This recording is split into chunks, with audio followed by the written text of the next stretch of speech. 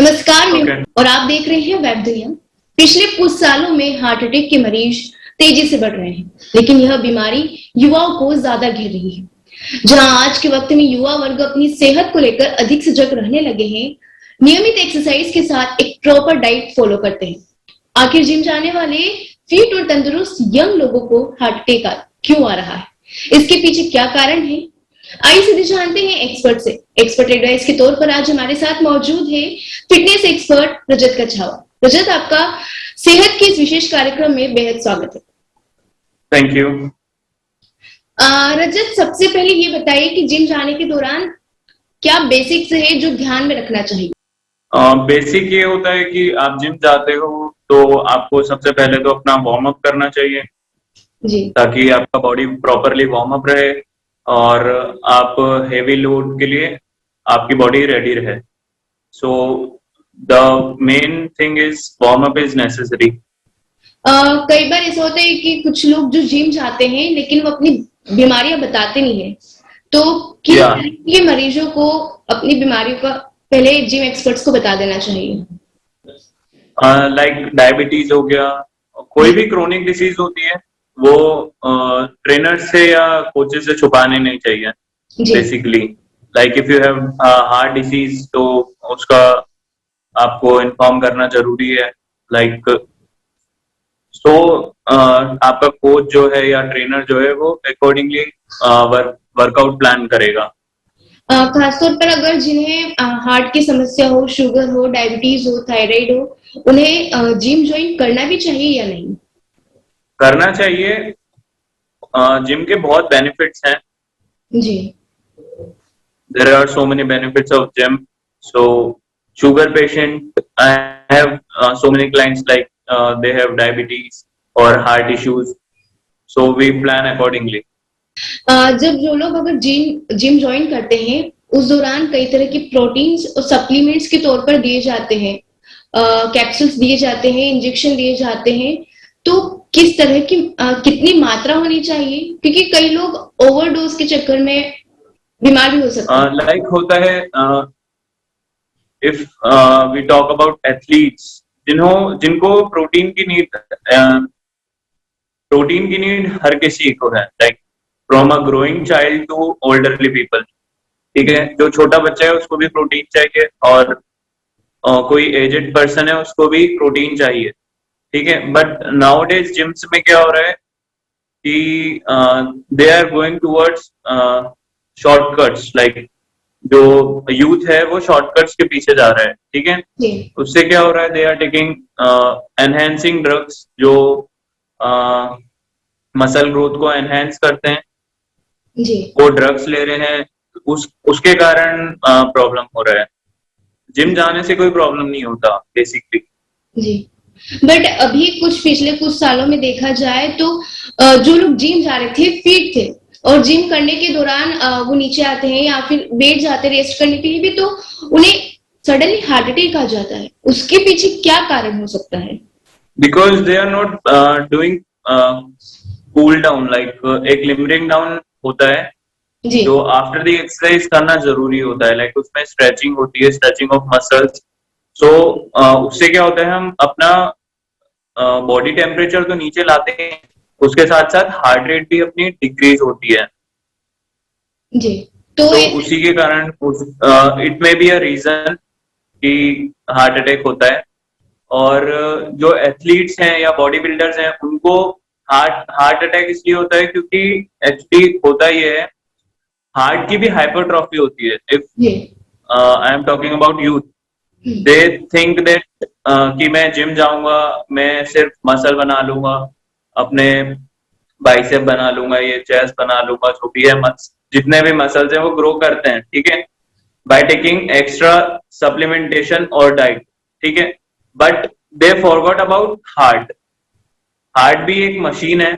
Like example के तौर पे मैं बताऊं आपको, तो कोई भी एक मशीन है। ठीक है, हार्ट भी कंटिन्यूसली मशीन की तरह वर्क करता है, उसको ना रेस्ट मिलता है ना कुछ होता है। ठीक है, कंप्यूटर का एग्जाम्पल दूंगा। जी। लाइट चली जाती है तो एक सडन यूपीएस कनेक्ट करते हैं हम, जी। कंप्यूटर में, ठीक है, लाइट चली जाती है फिर भी एक ब्लिंक करता है कंप्यूटर, यूपीएस कनेक्टेड होने के बावजूद भी, हम्म, ठीक है। It's like heart attack. जो हार्ट अटैक है वो भी इसी टाइप का है। If you get CPR on time you will survive the heart attack, hmm. ठीक है। नहीं मिलता है तो यू आर डाइड। तो तो उससे क्या होता है कि जो यूथ है जी। उसकी भी हार्ट की जो हाइपरट्रॉफी होने लग जाती है। हार्ट भी एक मसल ही है, कार्डियक मसल है, तो जी, वो भी हाइपरट्रॉफी होने लग जाती है, उसकी वजह से भी स्टक हो जाता है हार्ट। अगर जब यूथ मतलब कम समय में जल्दी अपनी बॉडी बिल्डिंग बनाना चाहता हाँ है, और या तो फिर वो बहुत जल्दी एक मसल्स अपने अंदर बनाना चाहता है, तो किन बातों का उन्हें सख्त ध्यान रखना चाहिए?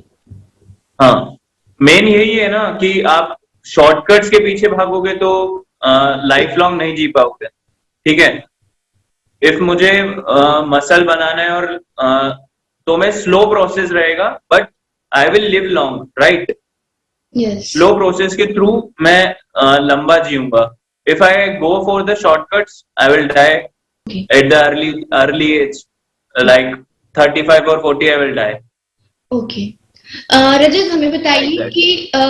कि कितनी मात्रा में कितना प्रोटीन लेना चाहिए, क्योंकि कई बार लोगों को लगता है कि वो बहुत दुबले हैं, उन्हें अगर ज्यादा प्रोटीन लेंगे उनकी मसल जल्दी बनेगी, वो जल्दी वेट गेन करेंगे और उनकी बॉडी शेप अच्छा आएगा। बेसिकली प्रोटीन का हिसाब ये होता है, जो सेडेंटरी पीपल होते हैं, जी। ठीक है, जो सेडेंटरी पीपल होते हैं उनके लिए 0.8 ग्राम पर केजी ऑफ बॉडी वेट होता है। जी। जो कुछ नहीं करते हैं, इनएक्टिव हैं, उनके लिए 0.8 ग्राम बोल रहा हूँ, 0.8 ग्राम पर केजी बॉडी वेट होता है, ठीक है। उसके अकॉर्डिंग आपको लेना है। Like if I am talking about my self जी।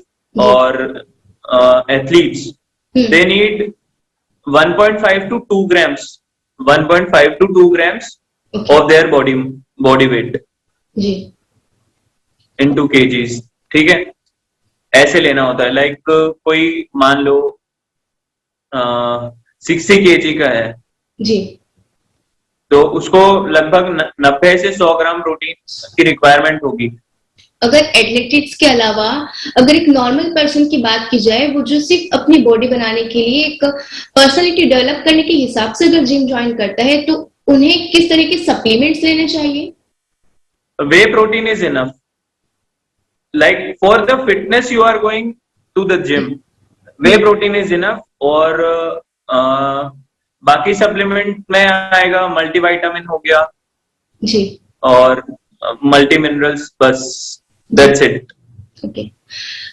इनकी भी कुछ गाइडलाइंस होती है खाने के लिए, मतलब किस तरीके से इन्हें फॉलो करना चाहिए, या अगर अधिक सेवन कर लिया तो बॉडी के ऊपर इसके क्या साइड इफेक्ट्स रहेंगे? बेसिकली वे प्रोटीन का कोई साइड इफेक्ट नहीं होता है। जी।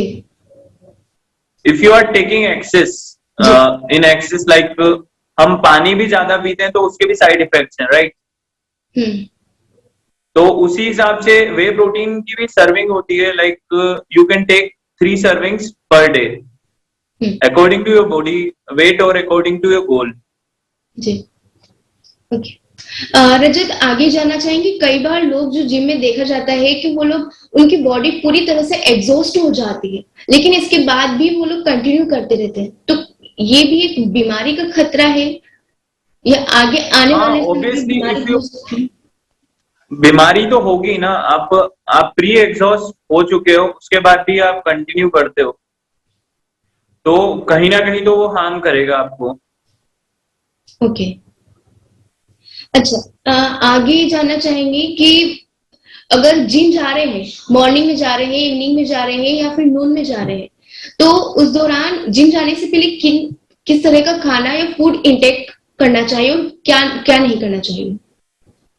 बेसिकली जिम जाने से पहले कार्ब्स की लोडिंग होती है, जो कार्बोहाइड्रेट होता है बेसिकली, वो भी सिंपल कार्ब्स होना चाहिए आधे घंटे पहले या 45 मिनट। एनर्जी, जी। क्योंकि कार्बोहाइड्रेट जो होता है वो एनर्जी गिविंग फूड है, राइट। हम्म। तो सिर्फ हमें एनर्जी चाहिए होती है, और थोड़ा बहुत प्रोटीन ले सकते हो, लाइक उसके साथ एग वाइट्स हो गए, हम्म, 4 to 6 एग वाइट्स ले सकते हो, दैट्स इट, दैट्स इनफ। और कॉफी ले सकते हो एज अ प्री वर्कआउट। जी, ओके। कई बार लोग गर्मी लगने लगती है, बॉडी एग्जॉस्ट हो जाती है, पसीना आता है, तो या तो एसी का टेम्परेचर बढ़ा लेते हैं या फिर नहाने चल जाते हैं, तो कितना सही है ये सब? लाइक एसी का टेम्परेचर बढ़ाना, वो that's a different thing, because people think जो पसीना आता है, जो स्वेटिंग होती है, वो सोचते हैं कि हमारा फैट बर्न हो रहा है, right? But it's totally a myth. जो टेम्परेचर होता है रेज हमारा, स्वेटिंग उससे होती है, ठीक है? बॉडी टेम्परेचर से स्वेटिंग होती है, ना कि फैट बर्न होता है तो स्वेटिंग होती है, राइट?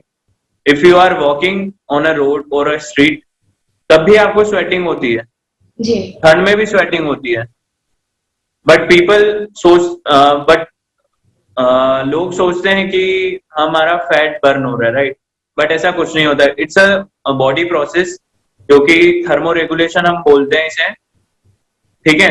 और ज्यादा गर्म हो जाती है बॉडी, तो फिर बॉडी की एक स्टेट होती है, होम्योस्टेसिस बोला जाता है इसको।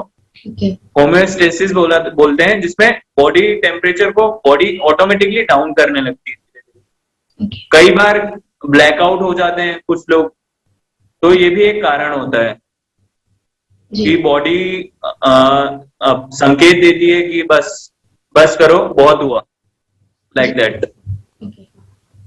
तो जिसे बट आप जो बता लोग समझ नहीं पाते वो चीज। हाँ, तो वही है कि उसे किस तरीके से समझा जाता है। कई बार कुछ बीमारियां होती है जो पकड़ में नहीं आती है या उसे हम समझ नहीं पाते हैं, उनके कोई सिम्टम्स नहीं होते हैं। तो ऐसे में जो अभी आपने बताया उसको किस तरीके से समझा जा सकता है? लाइक होता है ना कि आपको हर 6 मंथ्स में you can go for a blood test, तो उससे आप बीमारी को अर्ली स्टेज में पकड़ सकते हो। जी। अब थोड़ा सा अभी अगर आगे बढ़ेंगे तो अभी कोरोना की वजह से भी कहीं ना कहीं लोगों ने जिम से दूरी बनाई थी, लेकिन अगर अब स्टार्ट करते हैं, हालांकि जिम सब जगह खुल चुके हैं, लेकिन फिर भी मन में डर है, तो उन्हें अब कैसे स्टार्ट कर सकते हैं? और एक बार फिर से अगर स्टार्ट करते हैं तो किन बातों का ध्यान रखना जरूरी है? क्योंकि एक काफी लंबा टाइम हो गया जब घर से हम वर्कआउट कर रहे थे। यही बताना चाहूंगा कि कोरोना के बाद जो जिम स्टार्ट किया है, लाइक मैंने भी किया है, मैंने भी कोरोना लॉकडाउन में घर पे मैंने बहुत लगभग वर्कआउट किया है और अपने क्लाइंट्स को भी करवाया है। तो मैं यही कहना चाहूंगा कि if you are doing in the lockdown, आपने लॉकडाउन में किया है वर्कआउट, तो आप थोड़ा एडवांस स्टेज पे जा सकते हो, नहीं तो आप ये समझ लीजिए कि आप बिगिनर ही हैं। जी, आप मतलब आपका फर्स्ट डे ही है जिम का।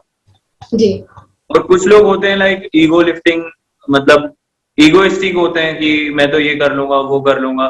तो corona is too dangerous for them, यही बोलना चाहूंगा जी। कि कोरोना को हल्के में ना लें। भले ही आप कितने भी फिट हो, इट कैन हार्म यू। रजत, एक सवाल दर्शकों को ये भी बताइए कि कई बार वेट लिफ्टिंग के दौरान या मसल्स बनाने के दौरान टिश्यूज भी फट जाते हैं, तो क्या ध्यान रखना जरूरी है?